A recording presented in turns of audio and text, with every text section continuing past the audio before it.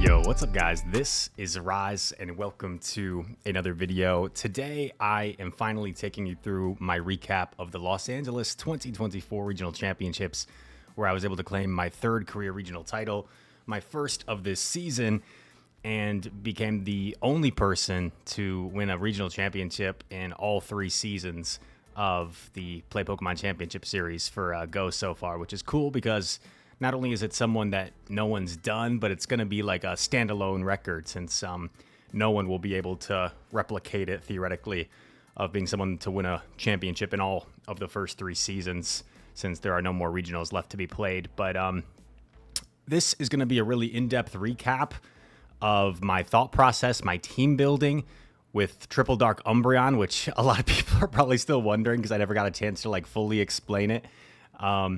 And then going through the matches themselves, and then just like my emotions and my mindset and everything going through. And it's going to be a little bit different than the previous times because when I won Milwaukee, I think I posted my recap video maybe a couple days after I won Milwaukee, and then Knoxville not a couple years ago, but like a little over a year ago, I posted that pretty soon after I won Knoxville.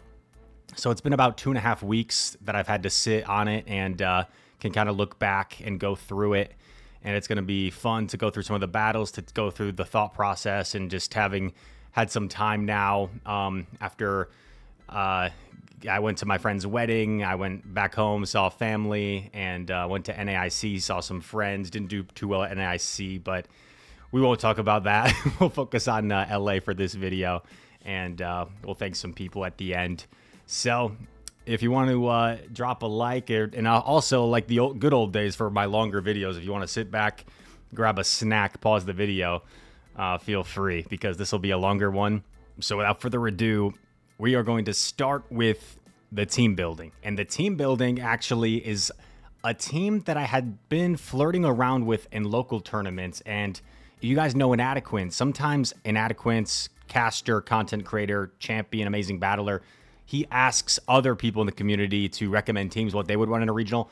I'd been fooling around with Triple Dark Umbreon in practice tournaments, and he asked me, as well as Cochino Mum and Speediest Chief, to submit him some recommended teams. And I actually sent him in a similar team to what I ended up running with Triple Dark Umbreon, because I noticed a lot of people did not have a dark resistance on their teams. And for Speediest, his team had two really solid Umbreon checks, but like even Cochino Mum's team that she submitted, right? No dark resistance. So I noticed a lot of teams didn't have dark resistance. So I'd been fooling around with Triple Dark Umbreon and pairing it with Wigglytuff, because Wigglytuff beats a lot of the things that having Triple Dark on Umbreon will like hurt it. For example, Guzzlord and Poliwrath and opposing Umbreon and Mandibuzz. So I've been fooling around with it, and you would be shocked how many skeptics there were. People getting like just mad, like actually mad in the chat seeing a Triple Dark Umbreon because they were so skeptical about it. So Emmy Weedle, like I'm not talking about Emmy Weedle. This guy's a legend. But he goes, I hope this was a mistake. This is back to April 16th responding to my team. I hope this was a mistake with a Triple Dark Umbreon. And I liked it because I thought it was funny. And I responded, thought it could be a fun set. Roughly 50% of teams don't have a dark resistance. Dark Pulse helps with Annihilate and Shadow Gligar. And the surrounding team of Pokemon makes it difficult to bring Guzzlord. 2 to 3 strong answers from Mandy and Poliwrath as well. Then I attached a screenshot of Inadequate's just checking that Umbreon moveset, Foul Play, Dark Pulse. And I said, yeah, I'm crazy. So, yeah, Axon, same thing. Yeah, it's his moveset double checked with him. So I had the idea of Double Dark for a while, and I made some slight adjustments to this team. So if you see this team here, I made a few adjustments to it in the end of what I ended up running.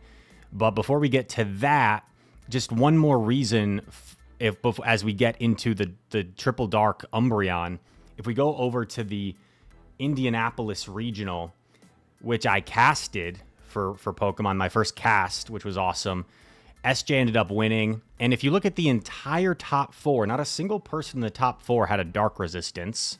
If you look at the next 4, Crimson, Gordon, Elam, and Valor Ash, only Gordon's team really has like a bad team for Umbreon. Crimson, I know, has Mandibuzz, so like Dark, yeah, Dark hurts. The Dark moves that hurts for the Mandibuzz, but like Umbreon's pretty good everywhere else.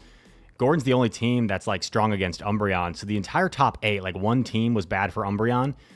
And then if you look at the rest, man, no Dark resistance, no Dark resistance, no Dark resistance, no Dark resistance, no Dark resistance, no Dark resistance. There's a Wigglytuff, okay. And then there's a Mandibuzz. But like still, Umbreon looks pretty good here with Skeledirge, Crest. So I thought Umbreon looked incredibly safe in the current meta. And I wanted to build around it to make it even better. And now we get into the question of why triple dark. And I'm looking at this top 16, right? How many teams here does triple dark or does last resort or psychic really help me? Like in the entire top 4, psychic or last resort really doesn't do anything for me. Unless you're talking about annihilate. But Dark Pulse, for those that aren't aware, and I think this might be one reason why people were so almost like annoyed at Dark Pulse over Last Resort, is I don't know if people realized that Dark Pulse is less energy and does more damage than Last Resort. So if we're looking at the specifics here, right? And I can give this Umbreon just to show you guys Last Resort and Dark Pulse. Dark Pulse is 50 energy. Last Resort's 55 energy. So Last Resort is more, it costs more energy. It takes longer to get to, and it does less damage. So Dark Pulse is more damage for less energy than Last Resort. And if I'm only seeing matchups where I'm hitting for neutral dark damage, I'm like, why not play the numbers game? And why not hit more things for more damage, for more efficient damage with Dark Pulse, than have that coverage when I'm already in bad situations against the few things I might see like Guzzlord, Mandibuzz, and so forth. So now why sacrifice those few positions? Why did I feel like it was worth it to go for Dark Pulse? Well, here are the few specific matchups. Unfortunately, since I'm making this video a little bit late, we're not going to be able to see the Lantern matchup flip here. But one thing, if I just clear these selections right here, it's not going to show because Spark recently got nerfed. But the biggest matchup for me, Foul Play Dark Pulse, was going to be a critical factor for, was the Lantern Zero Shield scenario. And now that Spark is nerfed, Foul Play, Umbreon wins it anyway.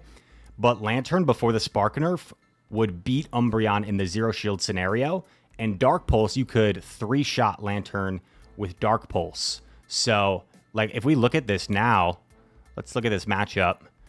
Foul Play, Last Resort, Foul Play, okay. So, but, excuse me. But Dark Pulse allowed you to comfortably win the Zero Shield scenario against Lantern. And if we bring up my team, which I can bring up here, which I ended up going with. Let's see. It's titled, Oh No.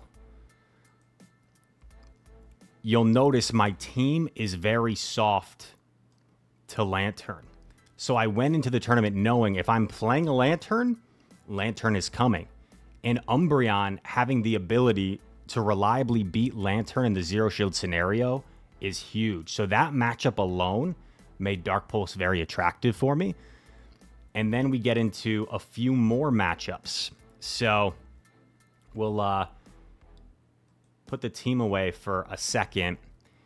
We go back to the Matrix. If you guys are wondering where I am, pvpoke.com. Shout out to the GOAT, PvPoke. But let's just bring back Umbreon. And one thing I won't do in this video is disclose like my exact IVs. So we're just going to put the rank 1s to compare. And we're going to go against the Play Pokemon meta. Oh, wait, that might be my condensed Play Pokemon meta, my secret meta. But if we look at the one shield scenario, okay, well, that's a bad example because it just shows me dropping those matchups. But in the zero shield scenario, you actually can pick up the Altaria matchup with Dark Pulse Umbreon, which I felt like there might be a little bit more Altaria, and then Annihilate is a big one as well, because there are some teams where Umbreon is so safe that Annihilate is like their best counter, quote unquote. And if you swap Umbreon and they counter swap Annihilate, you can just two-shot them with Dark Pulse and get a shield advantage out of it. So that was a solid reason to run Dark Pulse for me. The Lantern matchup, and then Cresselia. And you might be wondering, Cresselia, don't you beat Cresselia anyway? Yes, you do. However, with Cresselia, with foul play, let's take a look at this. If we take a look at Umbreon versus Cresselia here, you have to throw a third foul play here in this matchup to knock out the Cresselia. And you leave with 24 health and not much energy. Versus, can I go back here? Oh, that's a little bit disappointing.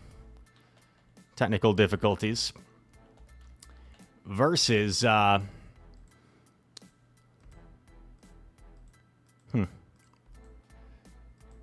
sure why I did that. If I go back with my Dark Pulse Umbreon moveset, Triple Dark, if you go straight Dark Pulse, I know the IVs are different from the last simulation. All right. Oh, wait, that's the one shield scenario. Rather than having to throw a third foul play, and it looks like it still shows it here because it's being silly. It has you throwing foul play. Yeah, I don't know why it's being silly. Because, look, Cress has 1 HP here, and it doesn't have a move, and it says you're throwing a move. But you can actually double Dark Pulse and Snarl down Cresselia. So Dark Pulse actually makes the Cresselia matchup even more dominant for Umbreon. So that's really the gist of it. And also, this isn't like an X's and O's type thing in terms of specific matchups. But the fact that Dark Pulse is going to hit a little bit harder than foul play and be a little bit more efficient, games aren't always coming down to specific matchups, right? Sometimes you're moving around with energy and shields are down and things have been chipped a little bit and maybe a foul play is not quite enough. And I found that in my practice tournaments where like a foul play might have not KO'd the Gligar in the end, but because I was running Dark Pulse, it was just enough to knock out the Gligar in the end before it got to a move. So little things like that, I really liked the Triple Dark moveset. And think of what we just went over. Altaria zero shield scenario. Lantern zero shield scenario. You can flip Gligar sometimes in the 1s and the 2s. I think that's a little bit more like nuanced on baits and stuff. Annihilate in the zero shield scenario. Like, how common are those matchups? Very common. Versus, what am I missing out on with not having Last Resort? I'm missing out on the Umbreon Mirror. I'm missing out on Mandibuzz. I'm missing out on Guzzlord. I'm missing out on Poliwrath. I'm missing out on Azumarill. Those things are less common to me than the aforementioned things that I was going to see. And then if we bring back the team,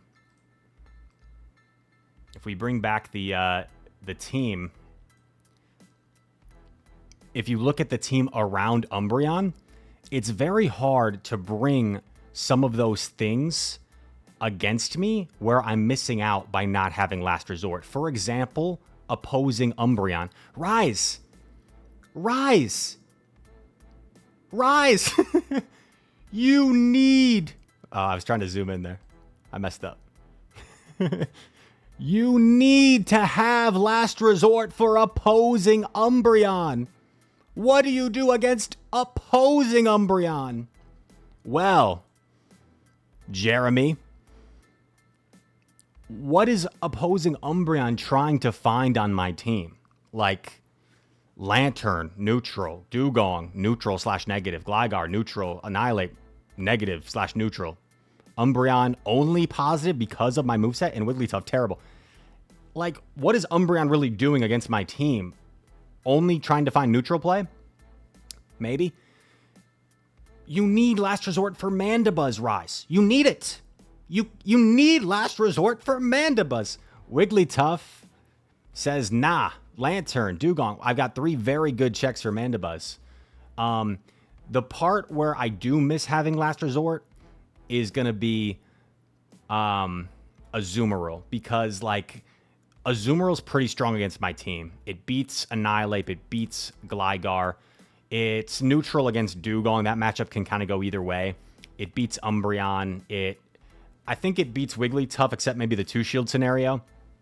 And then Lantern, of course, is a great check to Azumarill. So not having Last Resort makes Azu even a little bit worse for me.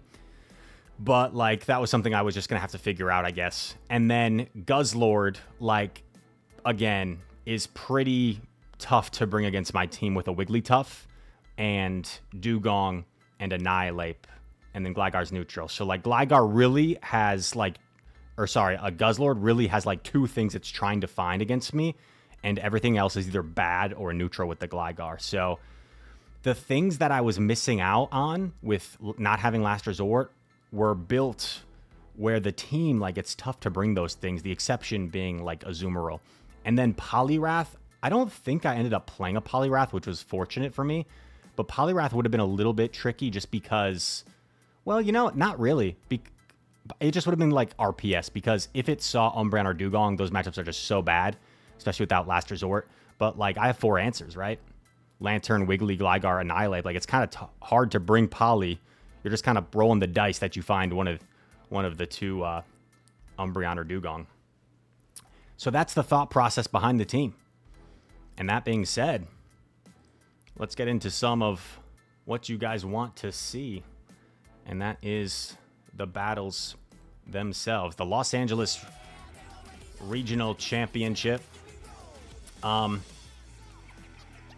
So to set the scene a little bit, I did not tell very many people I was coming to sunny Los Angeles. Here's a little sneak peek. If I ever get the chance to cast California Regional, which, man, I'm so hopeful I could next season. That'd be like the dream. I've already dreamt in my head about, like, oh, dude, I shouldn't get my hopes up though. I have a problem where, like, I get my hopes up about things. And anyway, but I was like, high tides, blue skies, and chill vibes. Welcome to Sunnyside, Southern California for the 2025 San Diego Regional Championship. Anyway, there's Soph and Jim. And I will fast forward ahead to my first match where I played Sygnale on stream. I had 1 match off stream.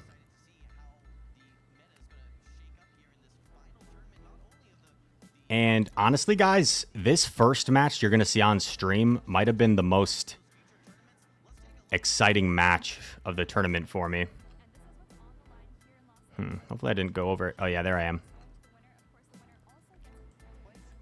Okay, so there I am. And to set the scene a little bit, so I didn't really tell many people I was going to Los Angeles, and there was a few reasons for it. So I had family in the Los Angeles area that I was going to visit, and I hadn't seen them since I was 13 years old. So I was looking forward to seeing them, and we spent all day together on Friday. I got in Thursday night, and I knew I was going to hang out with them, and then I was leaving like Sunday night. So I wasn't sure if I'd get to spend much time with, like, the community, and I didn't want to, like, I didn't necessarily want people to know I was going because I knew I wouldn't get to hang out with some.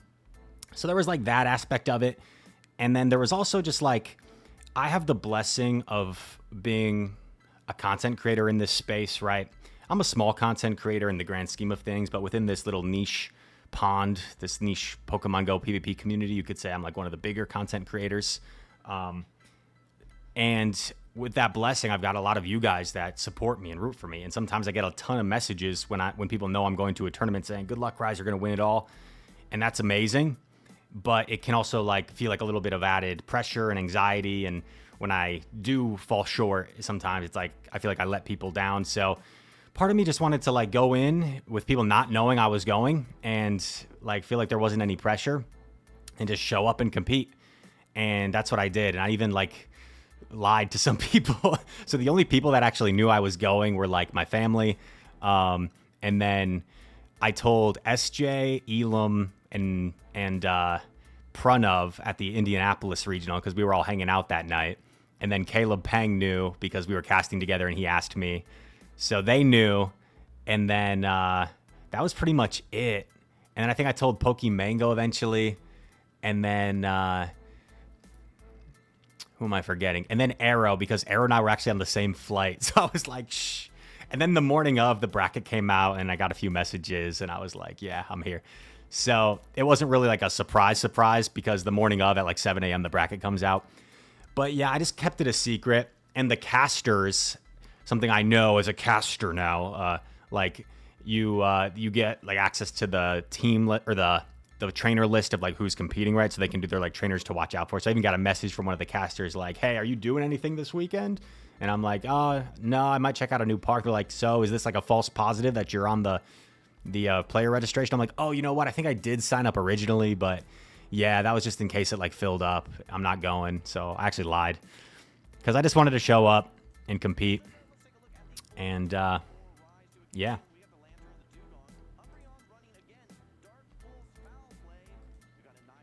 So I won one match off stream, and then this is my first match on stream where we're going up against Sygnale, who's a very, very strong player, very underrated because he doesn't like compete much in these. But he's one of those guys that's like always on the GBL leaderboard, very talented, and I knew he would be tough. And these games are kind of insane, to be honest. Like, these might be the best match, some of the best matches of the entire tournament right here. So against his team, my Umbreon, right, is really safe. It's only afraid of Mandibuzz because of the moveset. So I know he almost has to bring Mandibuzz. I know he like has to bring Mandibuzz. And then Cresselia is also pretty good against my team in general. So I figure like Mandibuzz Cresselia is coming in some order.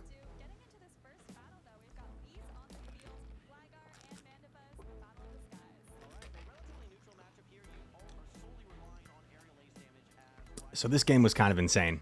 And we lead neutrally, Gligar into Mandibuzz. And I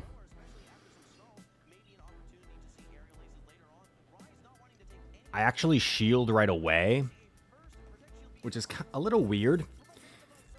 But I wanted to like get rid of them. I think my original thought was like get rid of the Mandibuzz and then Umbreon's free and I can just line things up.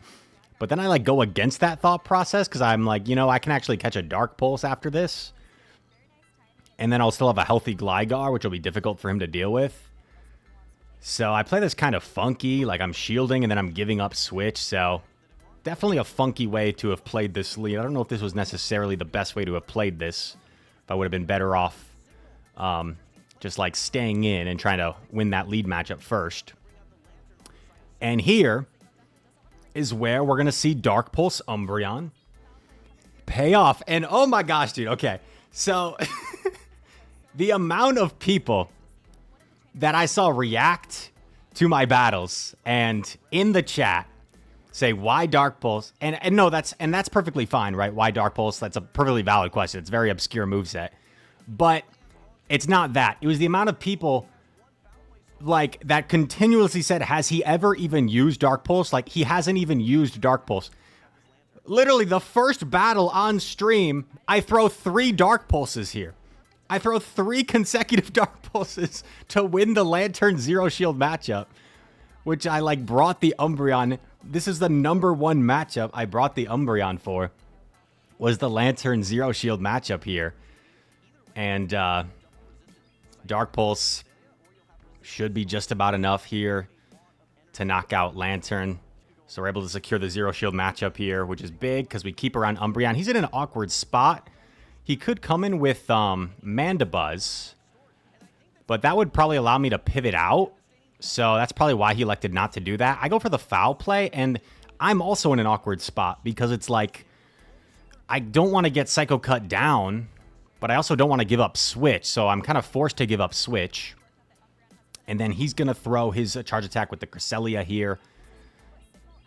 And I think... Yeah, he goes for the Aerialize combo play. So the Moonblast does make sense. Otherwise, like, double Grass Knot would have been better. And then here, I think, was probably one of my best plays of the tournament. I don't throw my energy on Gligar because I wasn't convinced that the energy would knock out. And if I can't at least knock out the Mandibuzz and land an Aerialize on Cress, throwing that energy doesn't do anything for me. So I actually elect to not throw the energy so I can get a head start on the Spark down with Lantern. And the reason I do that is because I know a Dark Pulse shouldn't do enough where a single Grass Knot knocks me out. At least that's what I'm hoping for. That's what I'm hoping for. I bait the Surf. Just, you know, I thought it was like a safe play because I felt like he was most likely to shield that first one, you know, when he's still super healthy. I shield the Grass Knot. Like, what else am I going to shield? So, might as well shield. I go for the Surf to, like, gauge how much it does here. Because I'm not convinced. I'm starting to get low, and I don't run Lantern very often, to be honest. So, this is uncomfortable for me. I don't know if I'm going to reach the Thunderbolt. I figure I might hang on, but I don't know if I live one Cycle Cut, two Cycle Cuts. I'm like, oh, I live with a little bit more health than I thought. And I actually reached the Thunderbolt here. And this is so close. And I think I knew at this moment that he was one Cycle Cut away. So I knew this was going to come down to DRE. And one Snarl knocks out. And, yeah. And I had a lot of games in this tournament where people in the chat were like, oh, Rise loses. But we find a way. So a pretty epic win there in that first game against Sygnale. And then we're going to skip ahead here to game number 2. Once you see me in that little leaning forward position, that's usually when the game's about to start. So game number 2, I go Umbreon, Wiggles, Lantern. So I go Umbreon, and then 2 answers to Mandy. And I'm actually going to hard swap the Wiggly. And when I was reacting to some watch parties after this tournament, people were like, whoa, Wiggly safe swap, but they kind of got why I did it. So if he leads Mandibuzz, right, theoretically, there would be no Skeledirge in the back, because if you lead Mandibuzz and have Skeledirge in the back, you're ABA weak to Lantern. He went ABA weak to Wiggly, so that logic may have not been the best, but it worked out because he's ABA weak, and Lantern as the counter swap, he decides to let the Disarming Voice go. And now I can simply just shield once and charm down and take back Switch. So I'm feeling pretty good here. And at this point, I was expecting, like, once I charm down, I was expecting Cresselia to come in. So I was expecting Cresselia to come in here. And I'm like, oh, this is great. Cresselia's going to come in. But no, Mandibuzz comes in. I'm like, oh, wait, what? And I get off the Parting Icy Wind, and he loses the Chart Attack priority, and people are like, oh, man, he threw on CMP. But, like, what else is he going to do, you know? Is he going to snarl me down? He can't really snarl me down. So, like, he kind of had to throw. And this is going to knock out Wiggles. I wanted to come in straight with Umbreon because I knew he was going to swap out, but I decided against it. I swapped quickly, but this is a little bit awkward because I'm behind a few Dragon Breaths and I'm down a shield. So I definitely knew this game was not over at this point. And we're just going to go straight foul play here. I figure as the Snarls add up, there's like no real reason for me to go for Dark Pulse, but I will build up to the Dark Pulse just to like threaten it per se. And yeah, going to go for another foul play here. He kind of has to shield at this point because if he lets it go, the Sparks alone from Lantern will be enough. And then this gets really awkward, and my counting was pretty on point, so I knew he had double here, and I'm just debating. I'm like, like, do I shield? Do I not shield? I guess I was just kind of hoping he didn't throw right away. And then I'm like, yikes, this is kind of difficult. but my Lantern is still super healthy. So I figure I can survive a body slam. I know Mandy doesn't have much energy. So I'm going to overfarm because I want energy for Mandy. I'm going to take the body slam, but now it starts to get awkward, and I know the catch might be coming. So I want to make sure I have some extra energy. I overfarm, and he catches the Thunderbolt. He catches the Thunderbolt on his Mandibuzz, and you see me look up. You see me look up into the heavens, because when he catches, right, it's been a while since I've seen the Mandibuzz, and I'm trying to visualize how much health did that Mandibuzz have, and I know I need to undercharge this to come out with energy for that Dragonair, because I need to reach a charge attack on that Dragonair before I get Dragon Breath down. So I'm just trying to visualize. I'm like, I think it was like maybe a little below half, so I'm just going to try and undercharge it for a Spark down, and I just go with a feel. I see it. I'm like, oh, I think that looks pretty good. And I come out with a Surf, and then I just play it safe, and I just go for the Surf immediately. And Surf. Sup, dude? +1 Spark is going to knock it out. So I was really happy with how I played that set against Sygnale. And GG's to him. So, yeah, I felt really locked in. I felt really, like, calm and at ease in this tournament.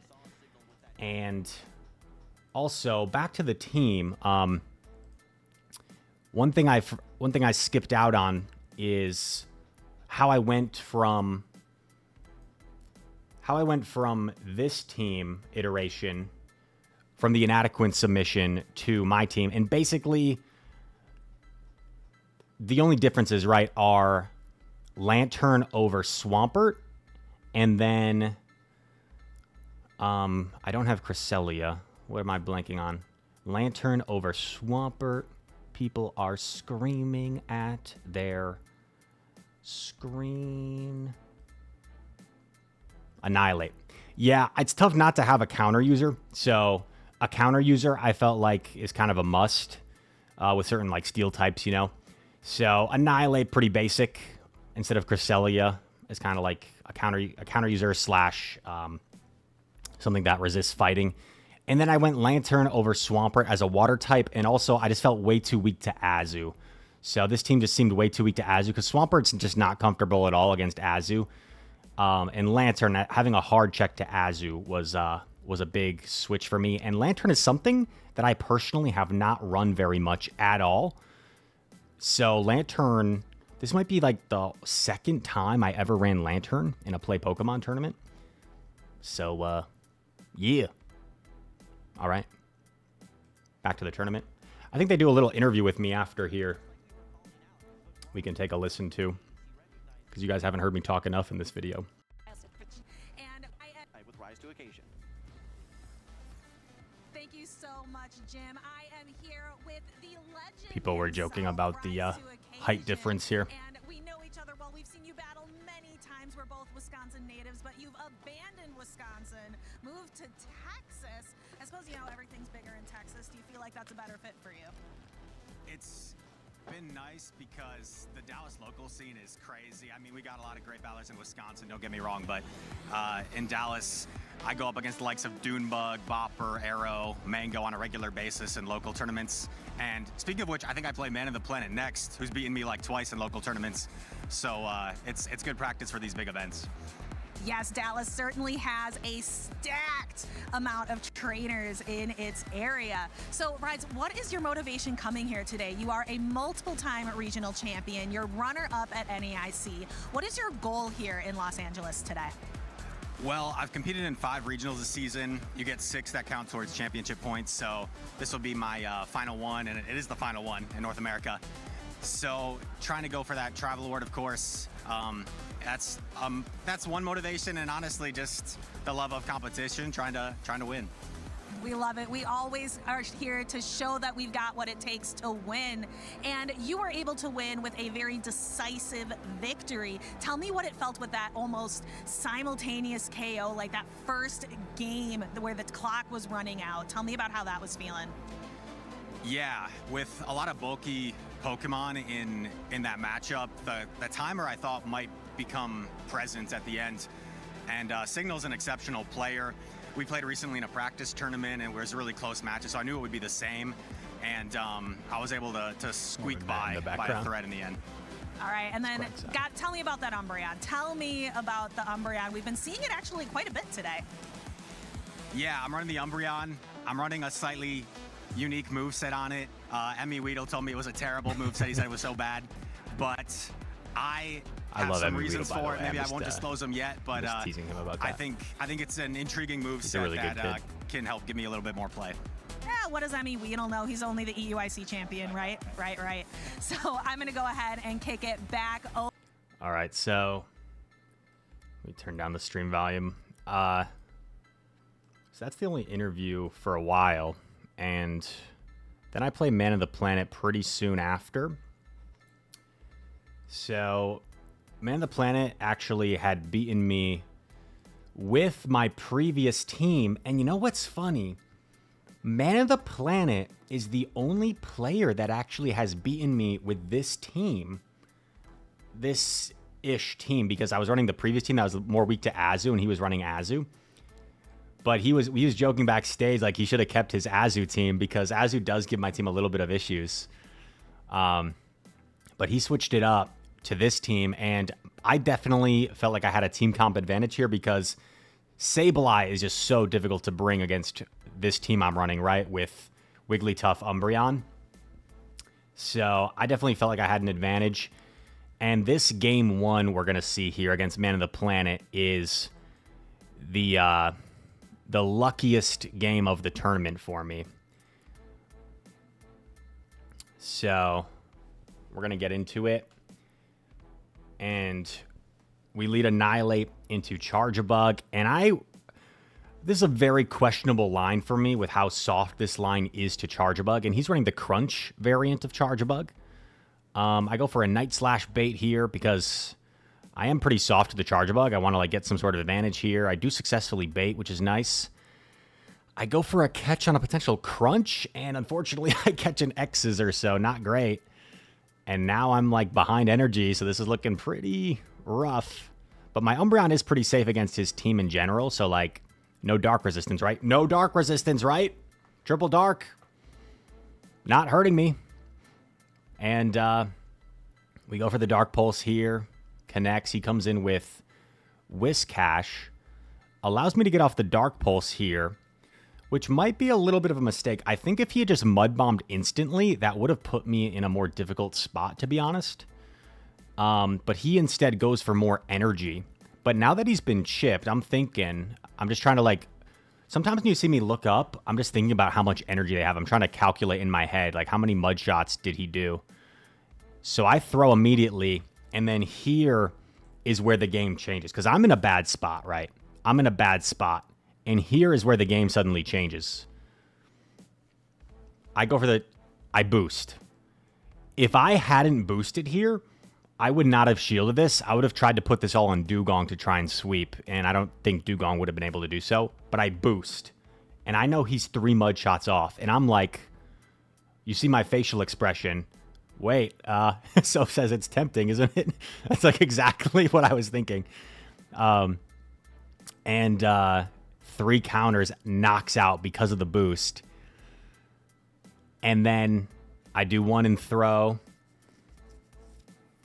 Man of the Planet is going to decide to let the Charge-a-Bug go down.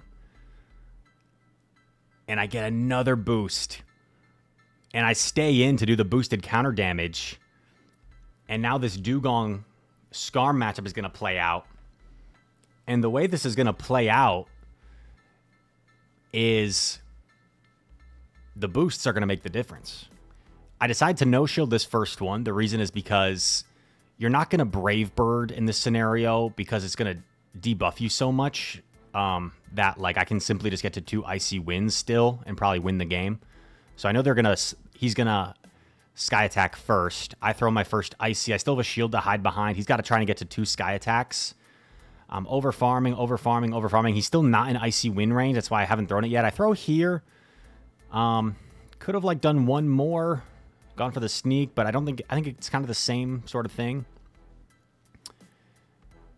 And he's one away still, so I need the next Ice Shard to KO. I need the next Ice Shard to KO. Come on, and I get the knockout. So it looks there like the double boost won me the game. I think the first boost won me the game. And the reason so is because if I hadn't gotten that first boost, I wouldn't have been able to counter down the Whiscash before the next Mud Bomb. So the first boost, in my opinion, won me the game. However, the second boost, I actually don't think mattered. And the reason is... Rise! Oh my god! Did you see the HP? There's no way without that extra counter damage you would have got the move and then you would have lost. The reason the second boost didn't matter is because if I hadn't gotten that second boost, I think I would have just simply pivoted into Dugong earlier, and then I would have reached that third Icy Wind before the third Sky Attack, and Dugong would have won the one shield scenario anyway. So I think the first boost won me the game. The second boost won me the game because I stayed in because of that. But if I didn't get the second boost, I think I would have just pivoted. And yeah. Sorry. I know some of you guys don't like when I tease imaginary commenters. I'll talk about that later too. So we get very lucky there with the boost to essentially win game 1. Very lucky.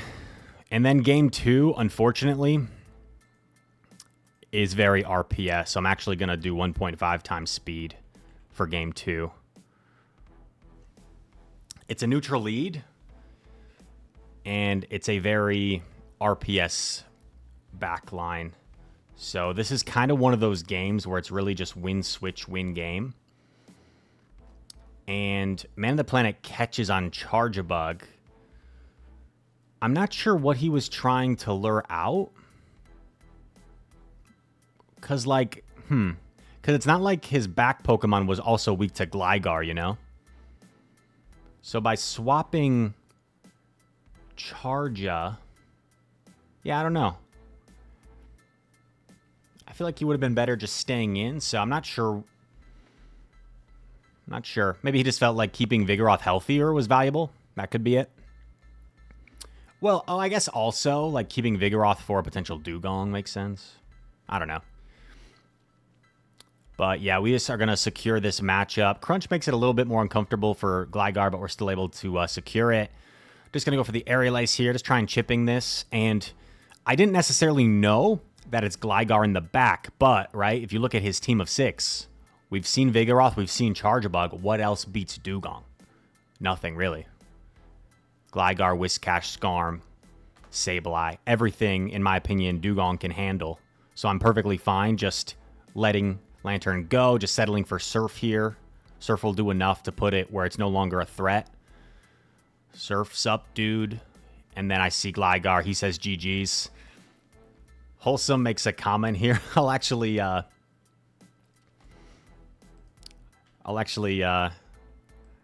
up the commentary here for a sec.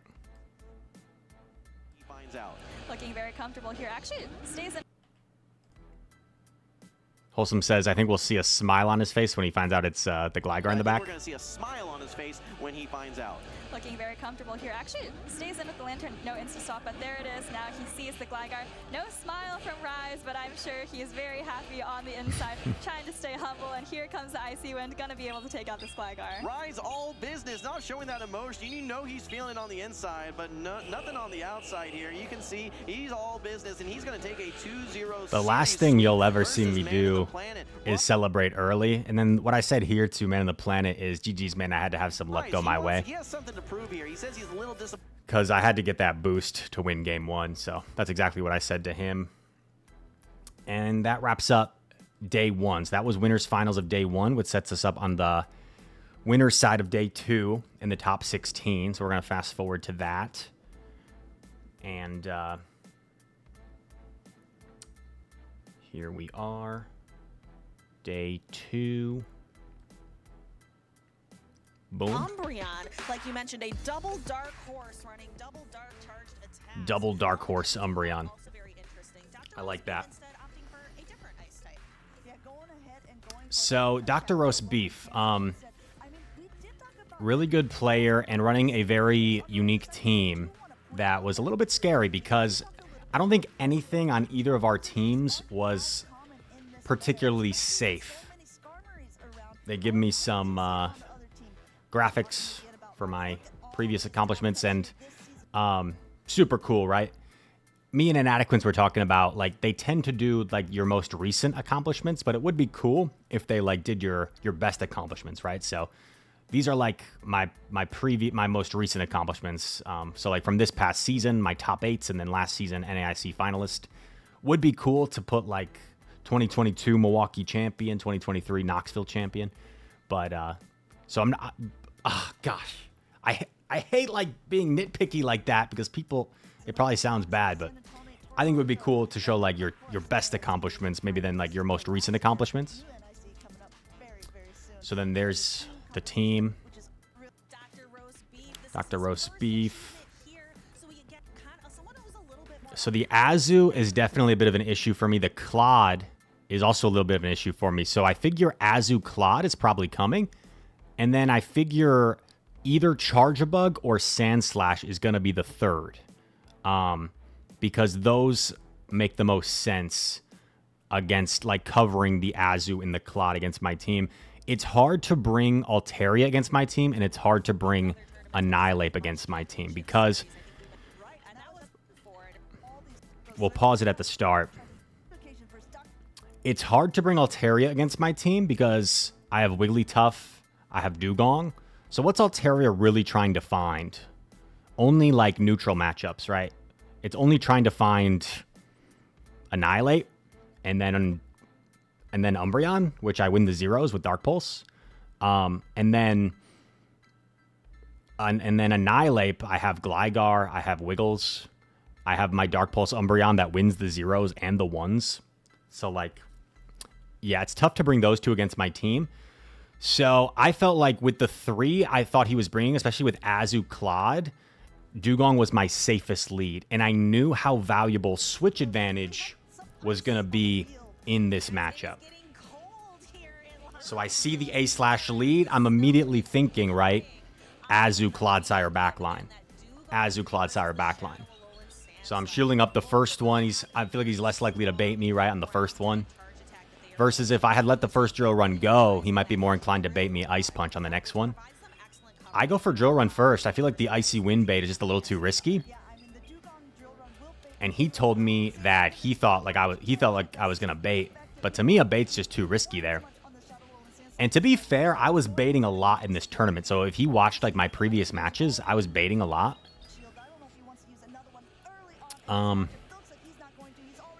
Now I'm going to go for Icy, because I feel like it's enough, plus maybe, like, 1 Ice Shard after.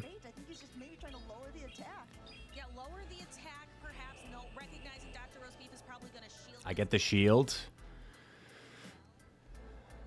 He goes for Drill Run, and once again, I'm thinking, I need Switch. I need Switch. So, I shield. And then I just wasn't confident enough that I could farm down here. I just wasn't confident enough that I could farm down here, so I throw the Icy Wind. Because I think I would have needed 1 more Ice Shard to KO, and I think he might live 1 Ice Shard there. It's tough to tell. And then here, unfortunately, we're going to get bubbled down, but I have a Lantern, right? I've got a Spark Lantern, pre-nerf, so we're okay getting bubbled down. Because we can align our Lantern with Azu. Big bubble down for Azu. 7 bubbles. Come in with Lantern here. Gonna eat the play rough. We're thinking it's Claude. Hopefully it's Claude.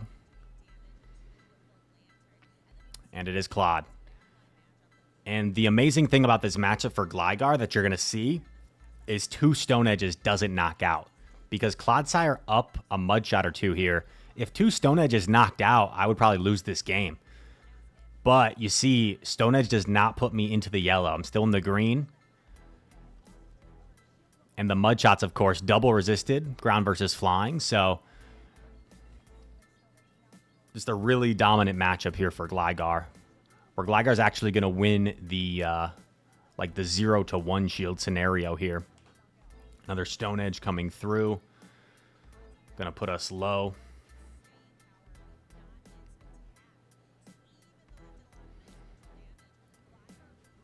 Dig coming through.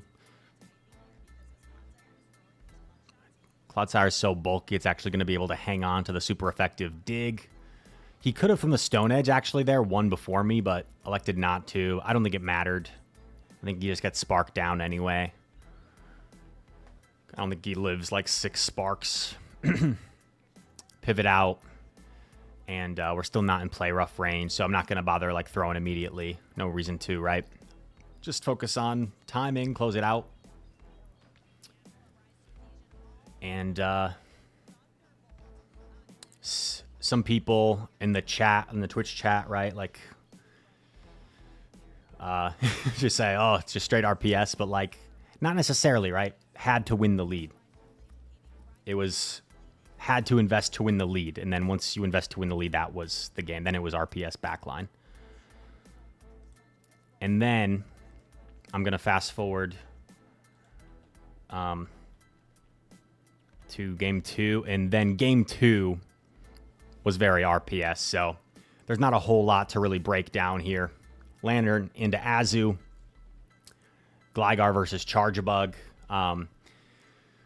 DrroastBeef elects to invest some shields here to just try and flip this, because that's probably like his only hope, is like hoping he can flip this matchup somehow. Get like Clodsire onto Lantern. I just go for the dig, and I don't know. I wasn't sure if like Charjabug could somehow flip this, because I'm getting a little bit low here, but I just safely shield this. I know his switch, I don't think the switch timer is, oh, it actually is up. But I'm 1 wing attack away. I would have lived a Volt Switch there too. So I win the 1 to 2 shield scenario. Just let myself go down.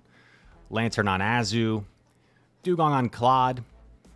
And we're comfortable here. Claude can like win the 0 shield here up a mud shot or something. Like if you land the Stone Edge. Well, no, you actually always land the Stone Edge. It's weird. I think Dugong straight Icy wins all even shields here. So we're chilling. And then we're going to FD to Stone Edge, but it's not too much of an issue. People are so critical in Twitch chat. It's crazy. Someone was like, why didn't he overfarm more here with his Dugong? Like, bro. And then I told him here, like, I wasn't trying to BM. My switch timer just wasn't up yet. So I'm just playing it out. I'm not trying to, like, BM by Icy Winding. I'm just throwing, switching.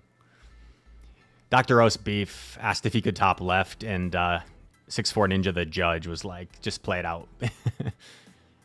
But, no, DrroastBeef was really cool. Really good play, really funny guy. Really cool person in the community, and good games to him. Congrats to him on a top cut performance. And he made a comment backstage because he was like looking a little bit antsy, a little bit nervous. And I get nervous too.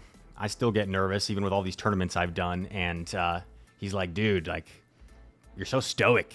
It scares me. I'm like, trust me, like, I'm nervous too, man. I guess I just do a good job of not showing it as much. So we take down DrroastBeef, and that sets us up in a pretty epic matchup against none other than Mr. Elite.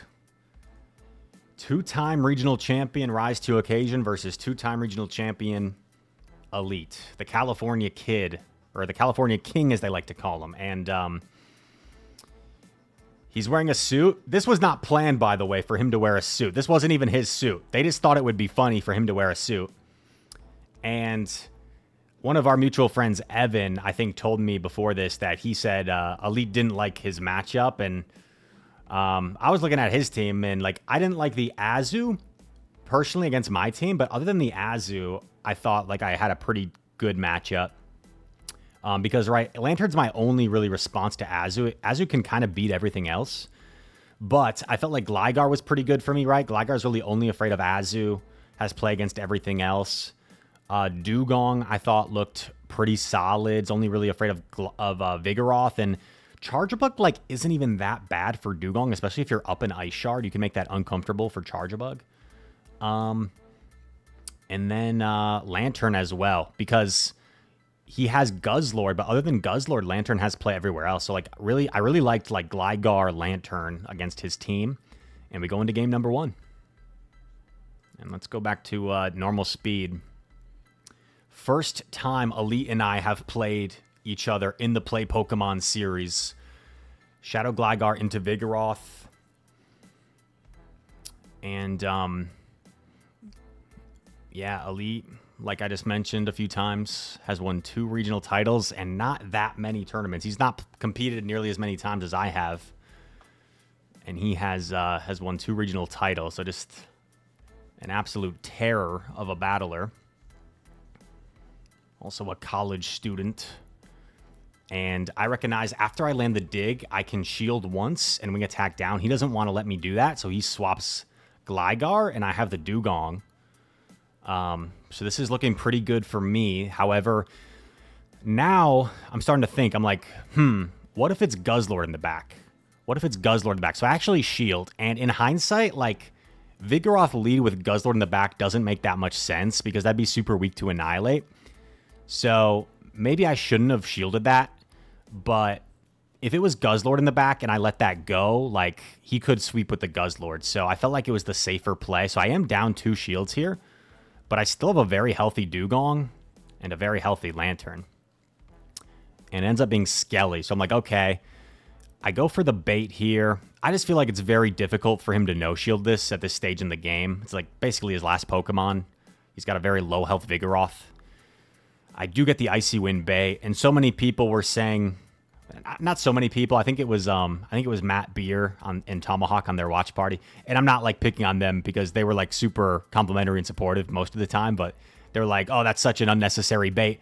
That bait lets me get off the drill run. They're like, oh, that bait is such a lose con. That bait lets me get off the second move here. Like, like that was a big bait, in my opinion. I don't think that was a lose con. I think that was making this a lot better situation for me. And maybe they're right, because maybe I like get to a move on Gligar anyway. So maybe they're right. But Elite tries to go for a catch. Not a whole lot he can do at this stage in the game. Tough team comp for him, right? Pretty much 3 positive matchups aligned for me. So really not a whole lot he could have done here, in my opinion, other than maybe like invest shields in the Vigoroth in the lead. Maybe that could have changed things somehow. But GG game number 1. And we will skip ahead to game number 2. And I will preface game number 2 by saying, at this point in the tournament, I'd still yet to drop a single game. And look at that. We get the best possible lead. We lead Lantern into Azumarill. The game stutters for him, so it actually forces him to do a bubble, which is kind of unfortunate. And this lets me surf first. You see him shake his head and that is pretty annoying for Elite, like, because if the game had let him exit right away, I wouldn't be able to have surfed immediately and then dipped. Like, he would have been able to threaten a body slam first, so that's pretty annoying for him. He does successfully lure out my Gligar, though, and you see he has that Charjabug lurking in the back, and Charjabug beats both Dugong and Lantern, so he might have some play with the Charjabug in the back. So this is a pretty good strategy from Elite. Shields up the Aerial Ace. Of course, I know that Vigoroth will win the Chart Attack party, but I'm still going to throw right away, right? Because he's got 2 body slams. So I don't want to give him the chance to throw both body slams. I'm going to force him to shield if he wants to get off that second body slam that he has stored. And Elite's going to decide to let this go. I'm completely dry on energy, so I don't think I'm going to be able to reach the dig. I would need to live 5 bubbles to get to the dig, which I don't think is going to happen. 2, 3, 4. It's awfully close. I settle for the Aerial Ace. But yeah, I don't think that bubble that sneaks I am going to survive. It just barely knocks me out. So I made the right decision to settle for Aerial Ace there. Gonna, of course, come in with Lant. He's got a lot of energy stored on Azumarill. I go for the Surf immediately. And then I think this is where I potentially mess up and throw the game. Is I try to catch on Dugong. And I think I should have just stayed in completely. I tried to catch an X-Scissor on Dugong, but now I've locked myself in a very bad matchup trying to save my Lantern for Azumarill. But if I simply stay in a slightly negative matchup, Lantern against Charjabug, and then have a neutral matchup in the back, that's probably better than putting myself in this bad matchup, Dugong versus Charjabug. So in hindsight, this is probably my first real misplay of the tournament of this decision here. Elite throwing on proper timing, which is really important here, throwing after 2 Volt Switches. That's 8 turns versus 9 turns. And then check this out. Does 1 Volt Switch, banks the X-Scissor since he's debuffed, so he clears the debuff. He combo plays with the Play Rough, knowing that later in the game, his Charjabug will win the charge attack priority against the Lantern, and the Play Rough puts me into X-Scissor range. So I overfarm as much as possible, just hoping maybe he's not at it yet, but I know that he has it. And look at Elite staring in the camera, and and he deserves it too, because like he freaking led Azu into Lantern and he wins the game with just supreme play, just completely outplayed me in this game and showcasing how talented he is. And when I did my Twitch recap, there were a few people that were like, wow, how cocky of Elite. I will not tolerate any Elite slander in the comments because this is the nicest kid. And for him to like very slightly showboat and look into the camera after pulling off an insane win like that, like I would be, dude, knock it off. I will, oh my gosh. If you have anything bad to say about Elite for that, like, dude, get out of here. I'm a huge fan of this kid, so, and I've got a lot of respect for him. So like, what a win. Claps and hats off there for pulling that off. I obviously probably should have just stayed in Lantern against Charjabug and then saved Dugong for Azu, and I think I might have had it. And I will say, although I felt like I kind of threw that a little bit, maybe, I felt very composed. And that was one thing for me this tournament for whatever reason. I felt very calm and at ease at this tournament, and I get nervous, like I'm sure most people do on stage, and I just felt very relaxed. There were times it almost felt like I was playing Go Battle League. I almost felt like I was playing Go Battle League. Like that's... And I don't know, maybe you guys, and maybe that's not even a great analogy because like sometimes I get stressed playing Go Battle League, but like that's how relaxed I felt. Like I was just chilling like at home playing Go Battle League. Game 3. What did we run in the first 2 games? We ran a combination of Gligar and Lantern. Though Lantern loses to Guz, Gligar kind of loses to Guz / neutral. And so Guz has had the Lantern as a target both games, and it's had the Gligar as a positive / neutral matchup. And there's been the Dugong. So Skelly hasn't had a whole lot of targets in the first 2 games. Guz has had a target plus a neutral matchup. I make a hard read for game 3. Guz is coming somewhere, and Skelly's not coming. That's literally the thought process behind this team. And the other thought process was like, I hadn't brought the Annihilate yet, so he might not be expecting it. So we catch Guz into the lead, and because I have 3 answers to Guzzlord, I'm willing to swap, because ideally I'd love to lure out like the Vigoroth or the Skeledirge if it's there. And this is absolutely best case scenario for me to lure out the Vigoroth, because now I can debuff it and I can finish it off with Annihilate and really clear the way for Wiggly. And unless there's the Skeledirge in back, like, this should be really smooth sailing. So he farms up as much as he can, throws the Rock Slide, but you already see the facial expressions from Elite, like, understanding this is kind of a bad situation for him. Rock Slide coming through. He's shaking his head. He understands, like, this is rough. Like, Annihilate's going to come out of here with so much energy. And then he comes in with Charja, and here I start baiting. And with these baits, these almost aren't even baits, because I know I have the Wigglytuff in the back. So even if he calls these baits, I can just charm everything down. The Toxic Charmer in the back. So, like, these are almost like strategic Night Slashes. So it's like either I get the shield or I'm spamming off some chip damage to charm everything down. So they're like very safe baits.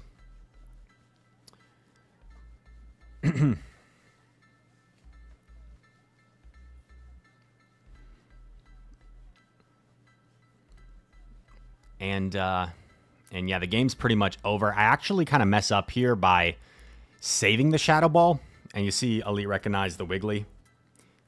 And I just shield everything from Charjabug, because everything from Charjabug is going to do more than anything Guzzlord can throw at me. Wigglytuff is just funny. But yeah, a little bit toxic 2-shield Charmer strat in the back. But was able to make a read and bring it at a good time. And it was definitely a risky line, right? And in Elite shoes, it's probably a very annoying line, because from his perspective, like, if he leads Skeledirge, I'm just cooked. But sometimes you have to bring a risky line in these tournaments, especially against the player like Elite's caliber. You just kind of have to throw shit, excuse my language, at the fan. And 1, 2, 3 charms, you're out. GG's to Elite. I am a big fan of this kid. And looking forward to seeing him again at Worlds in a few months. Shout out to Elite. He also gave Arrow and I a ride to LAX airport at the end of the day. Like, super kind kid, gentleman, and a friend. So that sets us up in the winners finals against Brandon, also known as ExistingMonkey.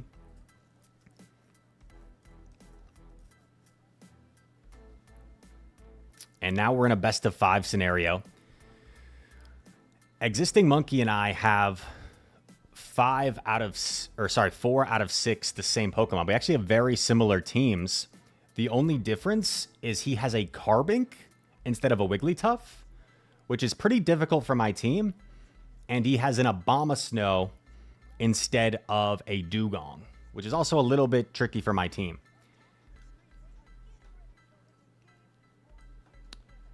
I bring the Umbreon game 1.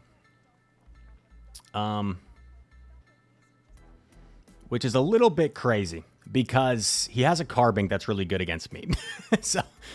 So a little bit crazy. And he actually didn't bring the Carbink game 1, so maybe it wasn't so crazy.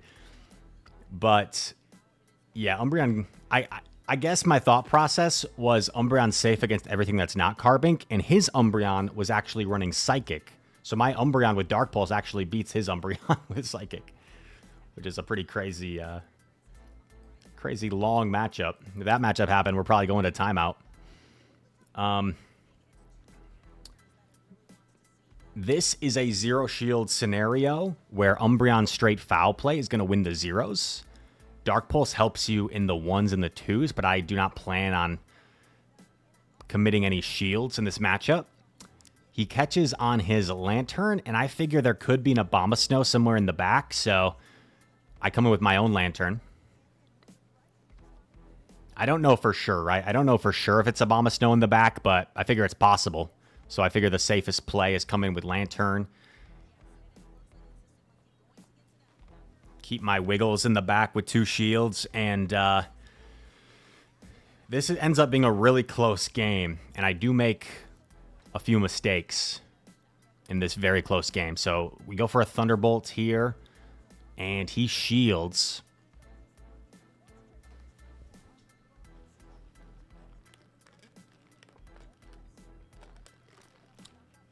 I discovered a quaint little coffee shop like right across the street from me lately. Or recently, I should say. I've gone there the past few days. It's really nice. Going for the Thunderbolt. He's going to let it go. He actually hangs on. I kind of regretted shielding my Lantern. I mean, especially because he baited. He's 1 turn behind, so I can safely get off this Surf worth of chip damage. And this is kind of nice. And I'm going for this. I'm building up to the next Surf. I figure he won't let me get off another Surf. So I actually catch on Umbreon as I reach the next Surf. And now here, I make what I thought at the time was a pretty clever play. Where I know he's not going to shield. Like, I know he's not going to shield this Surf, right? So I'm trying to set up my Wigglytuff to charm everything down. And a lot of people in the chat were telling me, why do that? Why lock your Wigglytuff in debuffed? And he goes for the Icy here. And I call the Icy. And then here is where I mess up. And I knew this was an Icy. And for some reason, I shielded last second. Because I didn't think Gligar was going to reach this. I didn't think Gligar was going to reach a dig, but honestly, Aerial Ace from Shadow Gligar might do as much as the Icy anyway, so like, So, in the Twitch chat, watching back, everyone thought the miss... Well, it was like 50-50, so like half the Twitch chat was saying, oh my gosh, I can't believe he locked in his Wigglytuff and went for the Surf there. He should have just come in Wiggly right away. That's where he threw the game. No, I threw the game by shielding the Icy Wind. I think I made a pretty clever play by landing the Surf and then going for the full charm down with my Wiggly. If I simply let both Icy Winds go, I win the game. So if you guys ever participate in a tournament and maybe you end up playing on stream and you lose, just take what Twitch chat says with a grain of salt, because like more often than not, you have a lot of like armchair quarterbacks, right? That like even in the grand finals, so many people are like questioning my plays in the grand finals, which we'll get to. But yeah, we dropped game 1 and I should have had it. I should have had it if I just let that Icy Wind go. Like pretty clear cut misplay there, but well played by ExistingMonkey. So at this point, I'm like, you know, Wiggles on paper looks safe. Right? He's got no charm resistance. However, if he's not going to bring Annihilate, and if he's not going to bring Umbreon, which like we talked about, are not that great against my team, what is Wiggles really doing for me? It's only getting outpaced by neutral matchups. So I kind of dropped the Wiggles here. And I just started bringing like my most neutral 3 Pokemon against his team. Annihilate, Gligar, Lantern. And we get a positive lead into the Abomasnow. He swaps the Lantern like we talked about. Excuse me. Lantern, very safe against my team. So we know Lantern save swap is coming.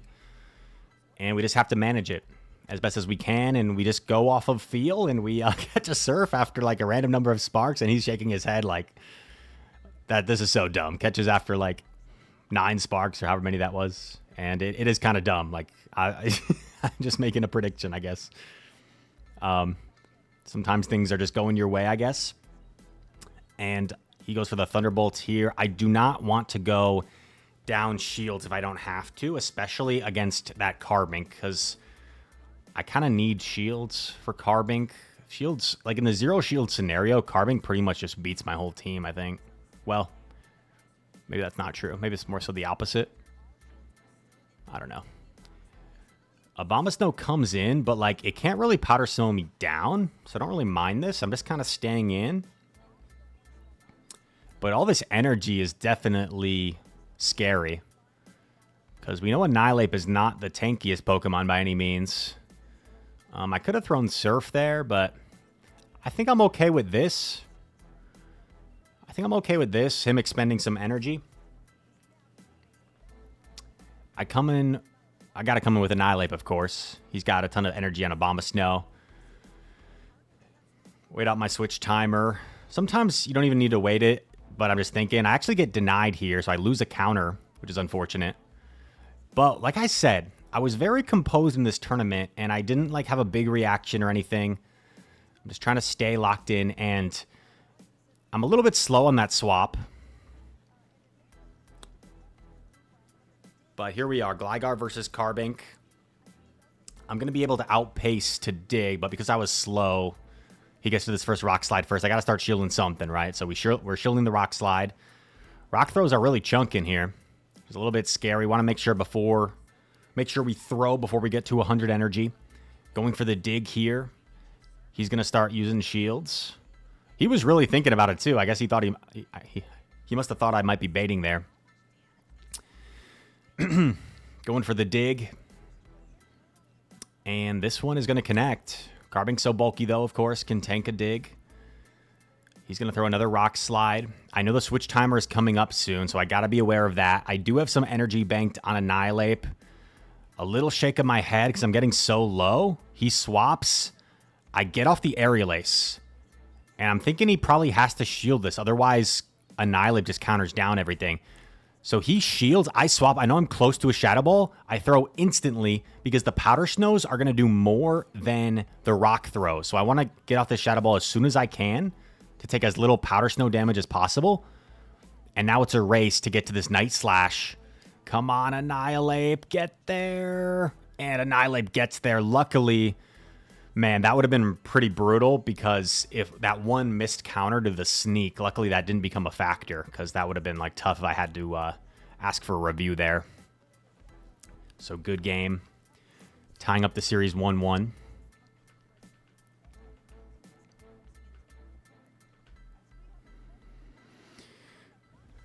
Game number 3.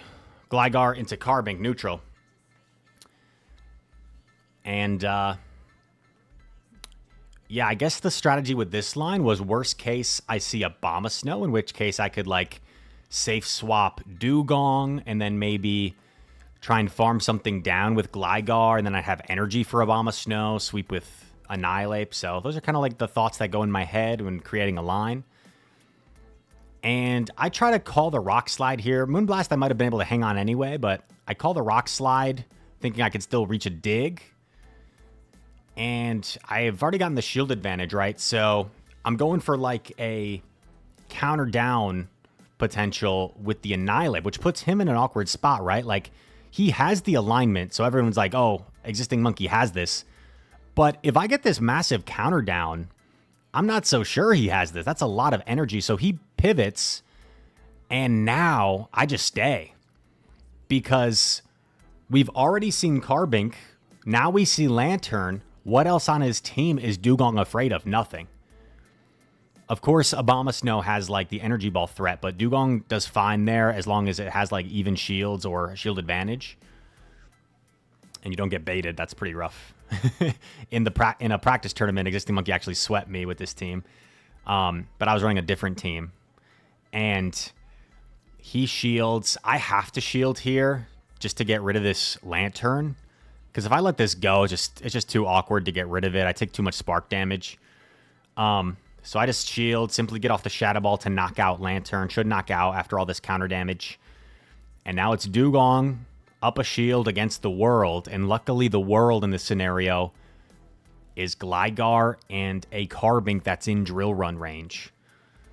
So I'm just getting ready to swap. I see Gligar and I'm like, yes, can win this. This is what I really needed it to be. If this was anything other than Gligar, this would have been a lot more difficult. But I simply can let this go because he has a Rock Slide. So Rock Slide will probably do more than anything the Gligar can throw here. Dig does chunk. He tries to like wait a turn and then catch, but I just do an Ice Shard, so I saw it. That wasn't even like a wait by me or anything. That was just me doing an Ice Shard and then throwing. And then we're safely just going to throw the Icy Wind here. You know, it's crazy, though. If he threw the Rock Slide, I guess I would have just overfarmed if he threw the Rock Slide, so no, never mind. I was going to say, if he threw the Rock Slide, he would have got my shield, and then it looked like he got like the Aerial Ace on CMP, but then I would have just overfarmed. 2-1.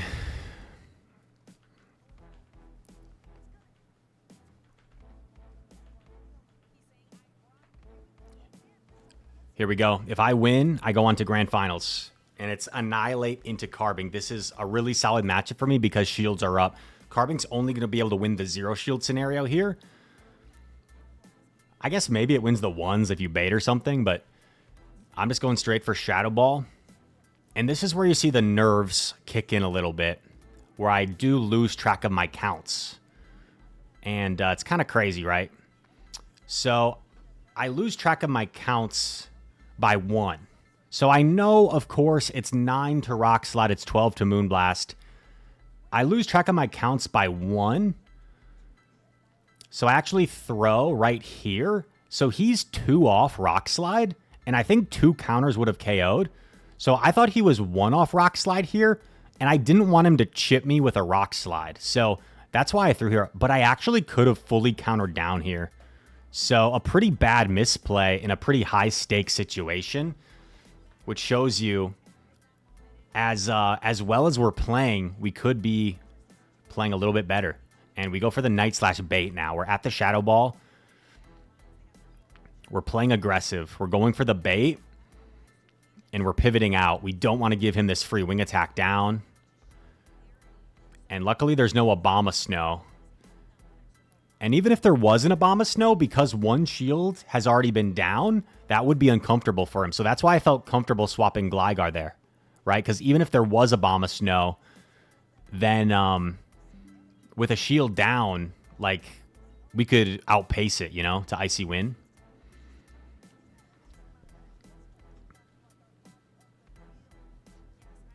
He goes for the Aerial Ace. I'm going to put up a shield here because I can't really fast move down the remaining health on this Gligar. I am concerned of like a catch on Lantern, so I do try to wait a turn there to avoid that from happening. And I do knock it out with enough health where he can't really spark me down before a dig. I do lag a turn here, which could have been awkward if he had thrown first. But luckily, it doesn't matter. I get off the dig. And then I don't want him to spark me down, so I make the decision to swap into Annihilate and force him to throw after 1 to not let me get off the Night Slash of chip damage. And now this means he has 2 residual sparks.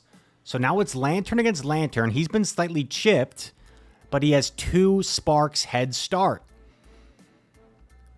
What are the counts for Lantern? It's 8 to Thunderbolt. It's 6 for Surf. So I'm already aware I can go to Thunderbolt, and then I can go for Surf.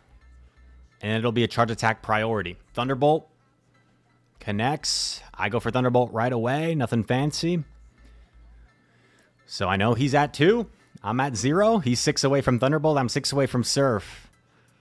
And it's all going to come down to this, man. It's a race coming down to it. And see the first little celebration from me for the tournament, because I really didn't know if I was going to win the charge attack party. I have a very defense-weighted Lantern.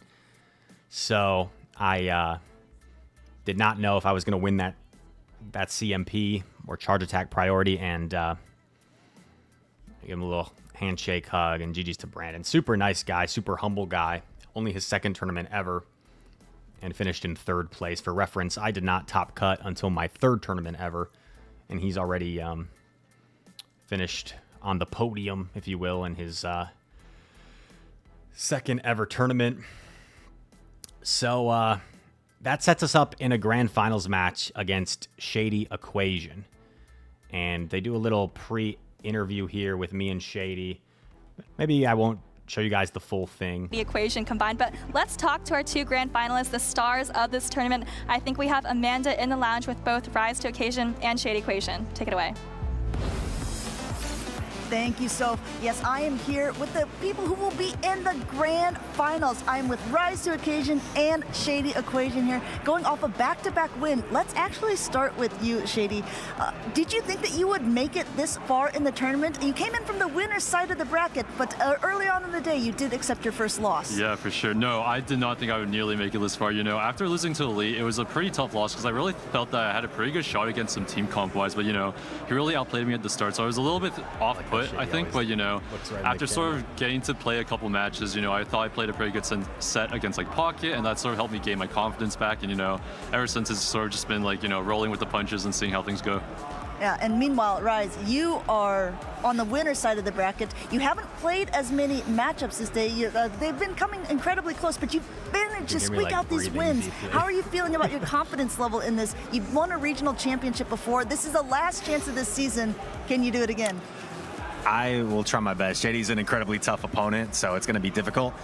But I try to fake it till I make it. So yes, I am confident. I don't know. This might sound kind of weird, but you know how I've mentioned like I just felt like very calm and at ease. And when I'll admit, like winning a regional is like a really cool moment for me because I take a lot of pride in this, and like so I've watched back this stuff like multiple times, but this little like response here, like just my demeanor, I feel like kind of encapsulates like my like how I was feeling. Like, let me know in the comments. Like I just felt very like at ease and like relaxed. You've won a regional championship like before. This is the last right chance here of this season. Can you do it again? I will try my best. JD's an incredibly tough opponent, so it's going to be difficult. But I try to fake it till I make it. So yes, I am confident. Like I just felt more like relaxed and at ease, you know, than I feel like I usually do. Sometimes I'm a little bit like tense, and you know, I was tense and nervous as well because one thing I was doing to compensate for that was in between my matches, because you have a lot, especially when you're able to stay on the winner side, which this tournament I was able to do. Sometimes I lose right away, but when you're able to stay on the winner side, you have a lot of time to wait between matches. So like I got in 10,000 steps on this day just by walking laps around the convention center, because I was just trying to walk around, because I can't just like sit still when you're like anxiously awaiting. Otherwise I'd get too anxious. I don't know if you guys are aware, but actually, so we did this whole caster's pick of, you know, They ask bracket. about You haven't like our played as teams and many stuff. matchups this day. They've been coming incredibly close, but you've champion. I fake it till I make it. In general, and, you know, wish We did I just I wanted to always show do, up but the last question, I think, and then we'll this go. team certainly Was hoping I would shout out his. don't take up too much more. It's very soon deciding who will be the last North American regional champion of this season. Do you have any last words? Let's start with you, Rice. It's been a great time here, seeing a lot of people on the West Coast. SoCal has a really great community here, and it's my first tournament on the West Coast since Vancouver in that very first season. So I'm looking forward to it, and it should be a great finals. How about you, Shady? Yeah, for sure. You know, I've been looking up to Rise for a while now. You know, I've been in his streams a lot. I love to watch him. He definitely learned a lot from him. So it'll be exciting. David versus Goliath. See how it goes for sure. Yeah. That's what they all say. Well, I think we're all excited to see these matchups. The David versus Goliath comment. Dude, like, I cannot tell you how many times I've played people in, like, grassroots formats, whether it was, like, Sylph or Factions or Battle Frontier, whatever. Like, Rise, honor to play, you huge fan, and then I just get wrecked, like, so I'm like, that's what they all say. So, I know, dude, Shady, I realized when Shady was in the Sylph World Championship final against Dunebug, that was like 2021. So he's been like super good for a super long time. It's not like it's not like he's new to the game, you know. So here we go. Grand finals time. AShadyEquation and the Wigglytuff.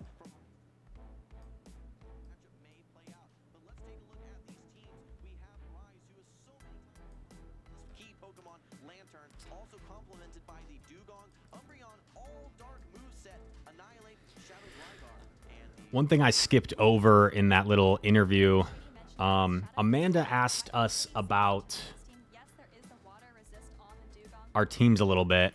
And Whiscash. And Amanda is like one of the best casters and one of the most talented people in the Pokemon circuit. I think maybe we should like gear away towards asking players like specific strategies or anything going into that like pre-finals interview. Because she asked how I felt the Umbreon looked into his team. And I'm like, it looks okay. Like he's got a Vigoroth. But in my head, I was thinking Umbreon looks great because he has no dark resistance on his team. And it was kind of fitting to play a team with no dark resistance in the finals because every single match, the entire tournament, you'll see, you would see people in the Twitch chat. Why triple dark on Umbreon? Hey, what do I need Psychic for on Shady's team? Tell me in the comments. What do I need Last Resort for on Shady's team? Tell me in the comments. Nothing. So Umbreon is very, very safe. It really only loses to Whiscash and Vigoroth. It beats everything else. And it's not like Whiscash and Vigoroth hard beat Umbreon. Dark Pulse Umbreon can like make the Vigoroth matchup very close. So here we are in game one, neutral matchup. You guys have probably been in this matchup yourselves, I'm sure, if you play the Go Battle League, Gligar and Cresselia. So I don't think a dig would quite knock out. So instead of throwing the dig to win charge attack priority, I overfarm, I shield once, and then I go for the dig.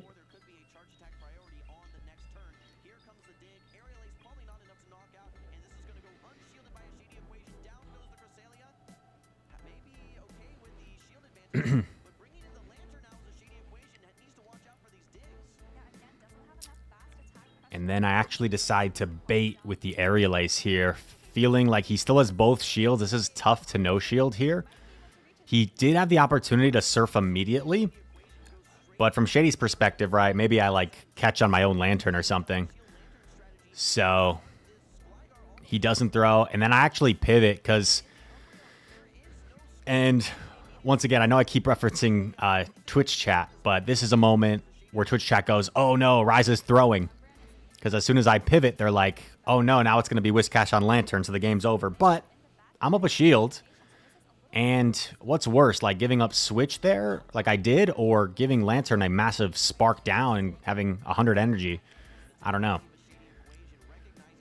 So I go for the Dark Pulse here before I get to 100 energy.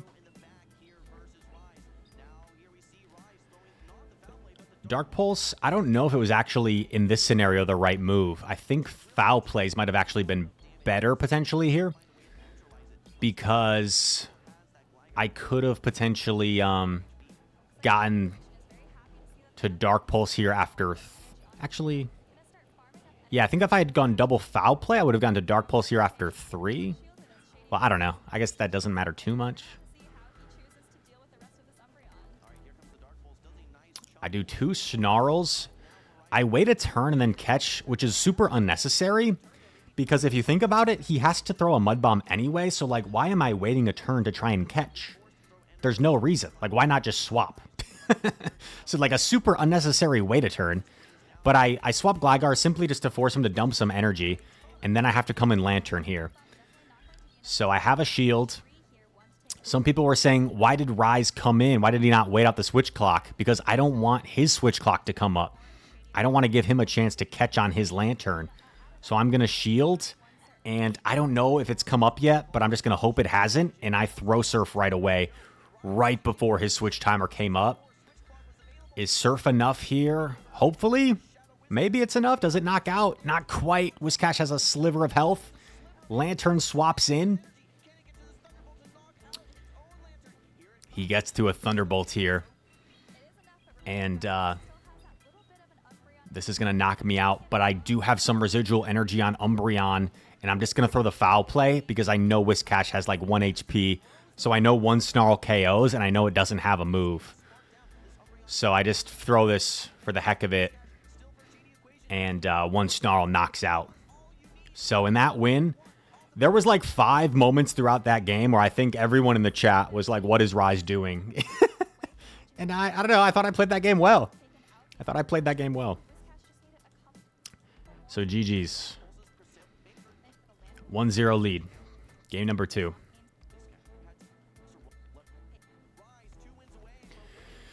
All right, neutral. Umbreon into Gligar. In this matchup, if I'm intending to play out the zero shield scenario, which I am, I don't need to go for Dark Pulse. Dark Pulse helps you in the 1s and the 2s. In the zeros, you just want to go for 3 foul plays anyway. Because double Dark Pulse isn't going to be enough to knock out anyway in the zeros. Shady catches onto Lantern. And that was like one thing with my team build, right? Lantern's super safe. I know it's coming every game. And I'm just going to... He catches. Okay, nice catch. I'm just going to try and neutralize it with my own Lantern. He's going to go for Thunderbolt. And I don't want to go down shields per se. We're building up. Just trying to make sure I keep track of energy. One thing I didn't mention yet that I mentioned when I did my recap stream is one thing I wrote in my notes. Very simple. Count energy. And sounds super obvious, right? Everyone counts energy, but sometimes in these high stakes moments and the lights are bright, you're on stage, there's a crowd of people watching you in person, you hear the audience. Sometimes they're so loud, you hear them through the headset, like through the white noise, you hear the cheers and stuff, I mean. Like, sometimes you just stop counting, you lose track. So I wanted to, like, write that down, like, count energy, keep track of energy. And that's going to be pivotal in this game. Thunderbolt connects. In comes Vigoroth. I go through the Surf here. Some people were saying, why not commit to the Thunderbolt? Could have reached the Thunderbolt. Well, I felt like the better play was just chip it and then leave to not give the Vigoroth more farm. Don't want to give the Vigoroth too many counters where it can get to more body slams, you know? Then Shady pivots into his own Gligar. I am 1 ahead. My Gligar has a little bit of attack. Not that much attack, but a little bit of attack. So I thought maybe it could win Chart Attack priority if he threw on Chart Attack priority. He doesn't go for it. I figure, yeah, the Aerial Ace, like Soph mentioned in the background, will do the most damage out of anything I have left. So I want to make sure I shield to get off this Aerial Ace. I throw it right away just to guarantee I get it off in case I do lose Chart Attack priority. This is going to put his Gligar pretty low. But he's going to overfarm because he knows the Snarls aren't super threatening. So he overfarms so he can try and get to a move against Umbreon. And once again, you don't always want to wait out your switch timer. I come in right away. He's still switch locked. I do 2 Snarls and I catch. And he pretty much has to throw, right? Big catch. Big catch. And in my team Discord, when I made that catch, I think Nighttime Clasher messaged, how is he so locked in? Because I had no reaction. I have no reaction. Because it's a pretty cool play, right?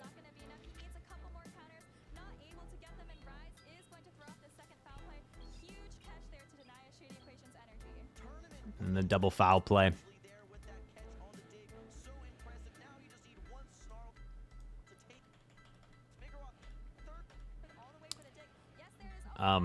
So yeah, I knew he was getting to the dig right here, and it's a really cool catch, but also, like, what else does he do?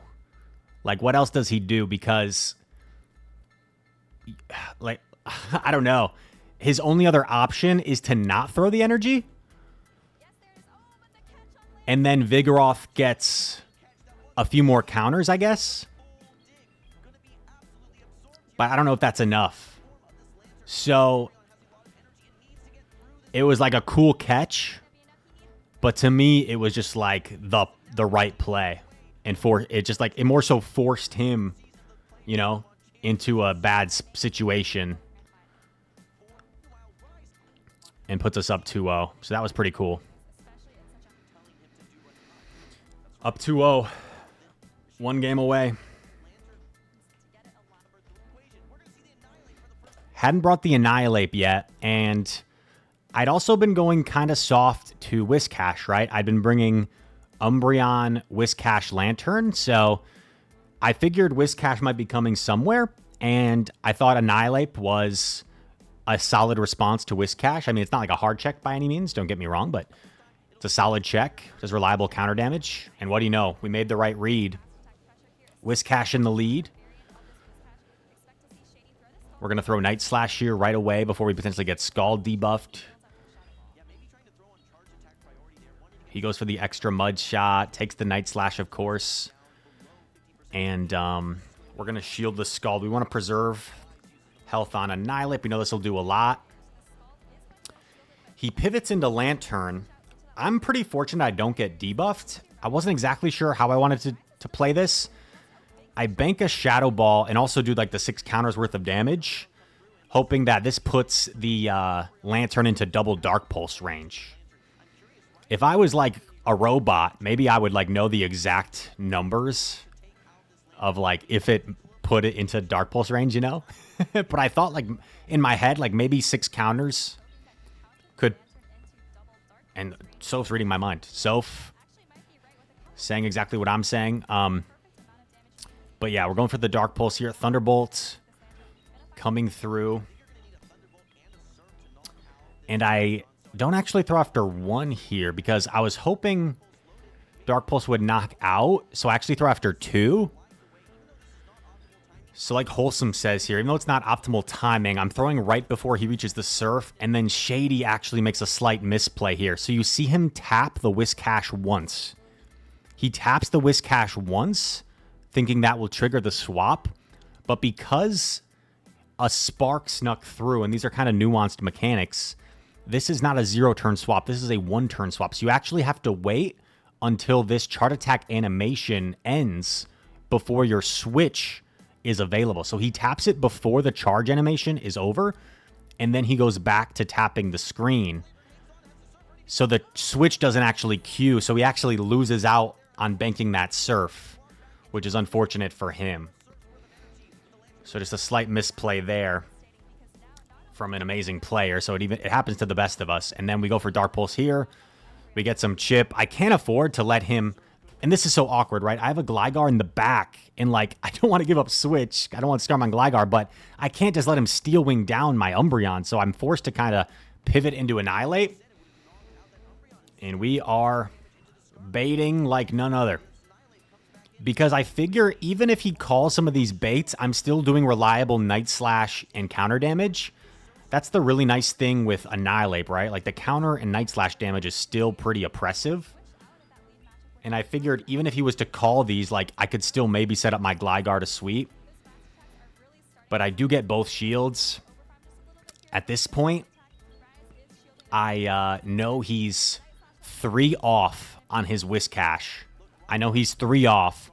1, 2, 3. I throw the Shadow Ball. Would Night Slash have been enough here? Probably, maybe. In the moment, it's tough though, right? In the moment, I thought it might hang on to a Night Slash. In hindsight, Night Slash probably just barely knocks out here. I went for Shadow Ball to guarantee the knockout. But yeah, Rise, why'd you go for Shadow Ball there from Travis? You're probably right, Travis. Night Slash probably would have been enough. It's tough in the moment.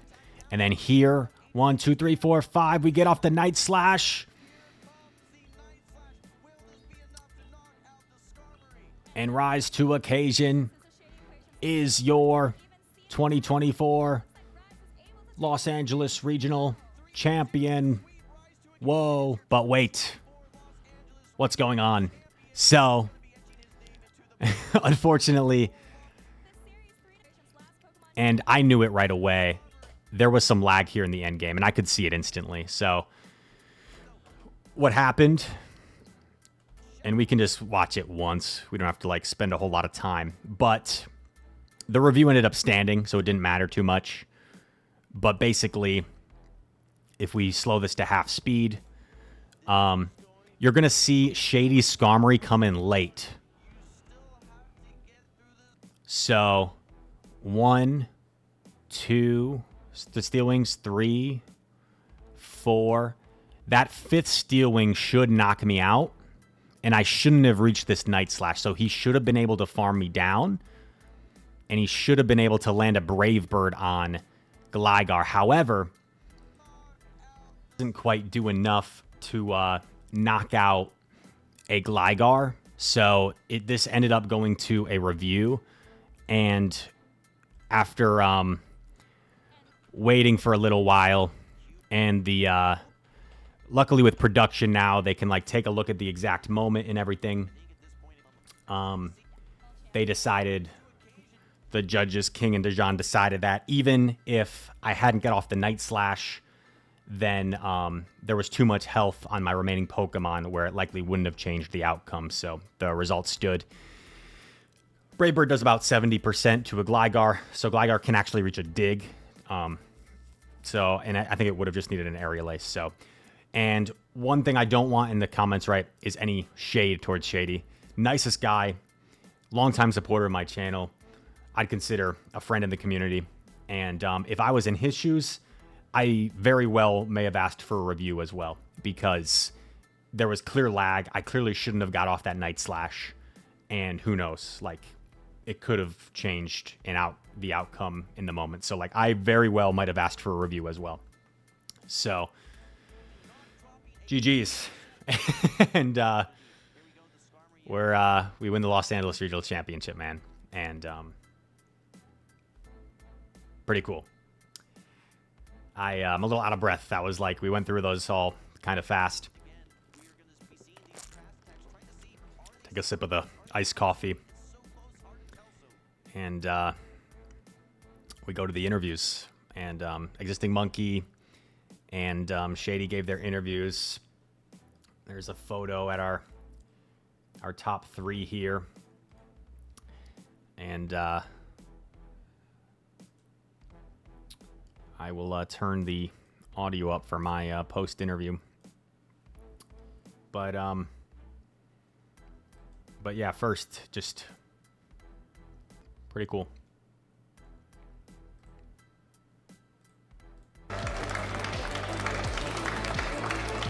And finally, we have our champion today of the 2024 Los Angeles Regional Tournament. He said in the grand finalist interview that he likes to fake it until he makes it. Well, I certainly say he has made it today. Let's give it up for Rise to Occasion.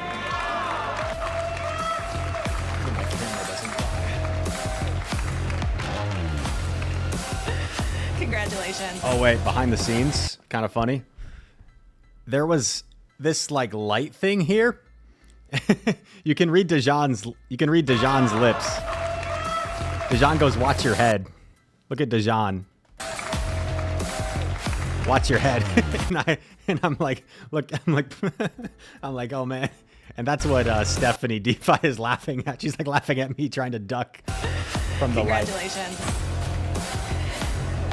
Rise, this is your 6th regional tournament in the 2024 season. Not even discussing that you also flew across the world to attend EUIC, but now you have finally secured it, a title here in the 2024 season. How does it feel? Feels amazing. You know, the first 2 seasons I was able to win my 3rd regional of the season, and was lucky to have that success. So it's been more of a grind this time. It's my 6th regional, 7th competition. My previous performance was my worst performance ever at EUIC. I went 2-2, and not only did I go 2-2, but I just played really bad. So it feels really good to come back from that with a really good performance here. Yeah, and tell me a little bit more about that, because something that I always associate with you is that perseverance, is that ability to really reflect and move forward. Tell me about that process, about going from EUIC, which you did bring up. It was a tough performance for you, bringing that back now to Los Angeles and taking the crown. You know, when I got the chance to interview SJ after his win in Indianapolis, he made a remark like sometimes even a player like him struggles with that confidence in himself, and he has friends that help lift him up. I think he said, Softo, if your co-caster, help lift him up. And I can really echo those sentiments because I just have a lot of supportive people around me that help give me that confidence. And I was being honest in the interview, like, take it till you make it. I think sometimes I go in with a mindset like anything can happen. It's all about fun, and it is. But I think if you go in with a confident mindset and saying, I can do this, I can win this thing, it can resemble in your gameplay.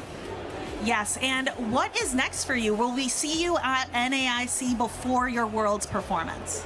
I'll be at NAIC. Rise, why are you going to NAIC? You already got a regional title. Because I like to compete, I like the competition, and I'm looking forward to seeing everybody in a couple of weeks. We are all looking forward to it too. What would you recommend to people who are out there preparing for NAIC or Worlds? What are you going to do to prepare?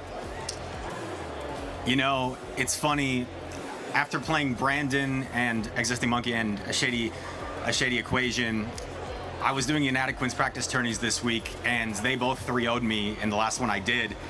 So it was kind of ironic that I got a chance to rematch here, and so inadequates practice tourneys have been getting a lot of love lately, and that's one thing you can do to practice, and yeah. All right, huge shout out to Martine. They both swept me the week before. They both 3-0'd me. I think Brandon even 3-0'd me twice.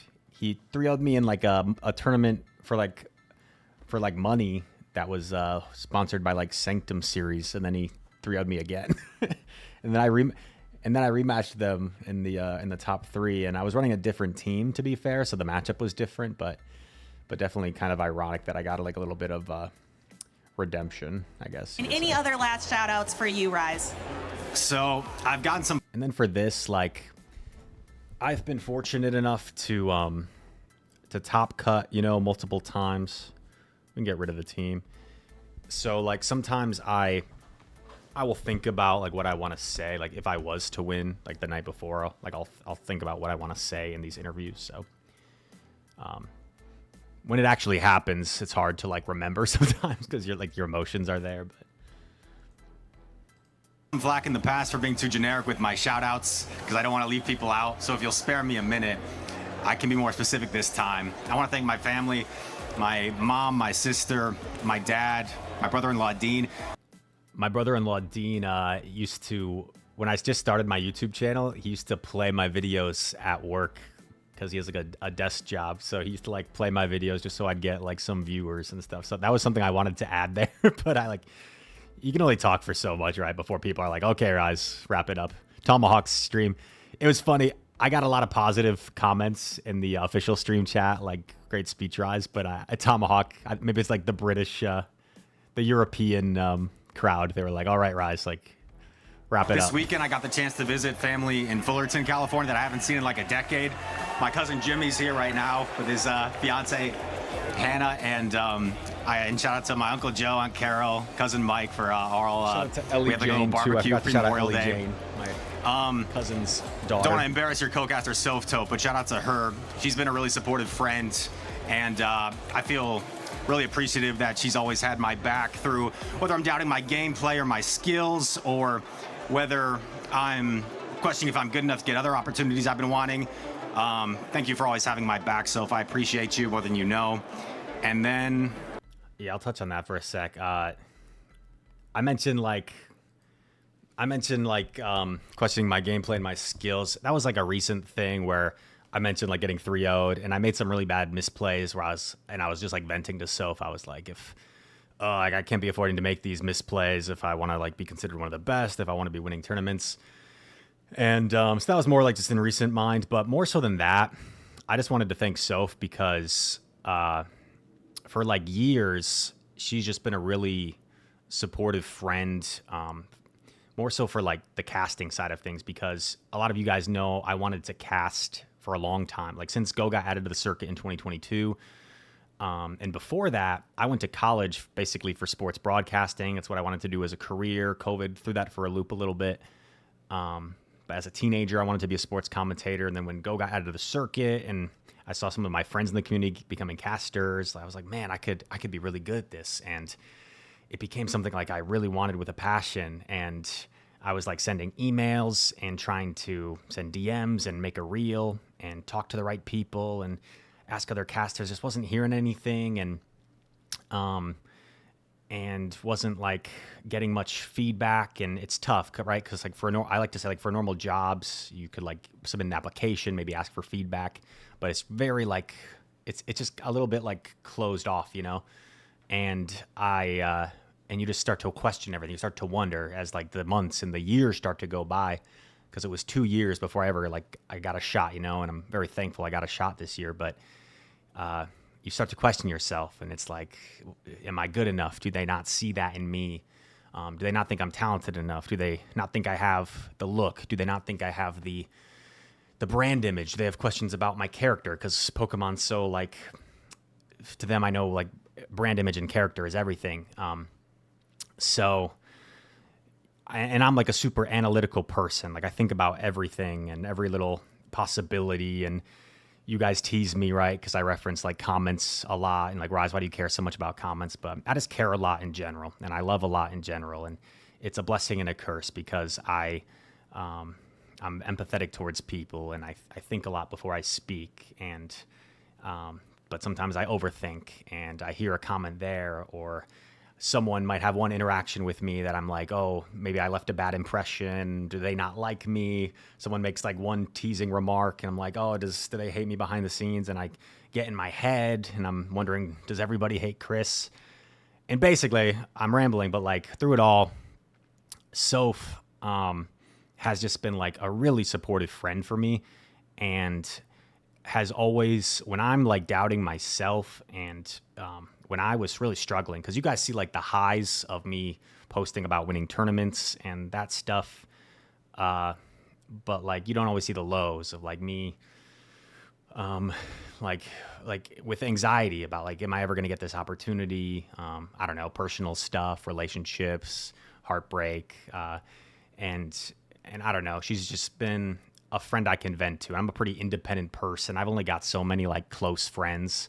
And in the community, she's just been one of my best friends, and has just always made me feel, even when I feel like insecure, she's just always made me feel liked and respected and talented, and like I deserved a shot as a caster, which I ended up getting this season. And this year has just been a really good year for me. And I think what's funny is all three of us that got interviewed actually shouted out Soph personally, which just speaks to how amazing and kind she is as a friend. And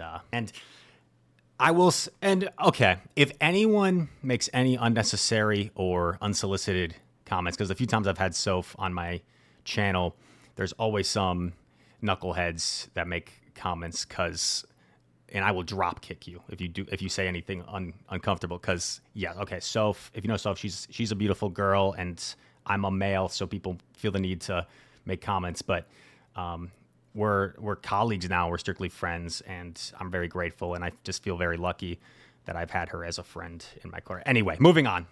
Shout out to my Dallas local scene. And anyway, she has and I'm always wishing her the best and rooting for her. So Dunebug, Mango, Arrow, Bopper, everybody that I play against, it's great prep for these big events. And honestly, seeing people like Dunebug, shout out my Dallas local scene. And then shout out to my Dallas local scene. Dunebug, Mango, Arrow, Bopper, everybody that I play against, it's great prep for these big events. And honestly, seeing people like Dunebug and SJ and Paulasha, she's been killing it overseas. They inspire me to up my game and to try and strive to be the very best, if you will. So thank you all for the inspiration. All right, let's give it up for the very best here today. Rise to occasion.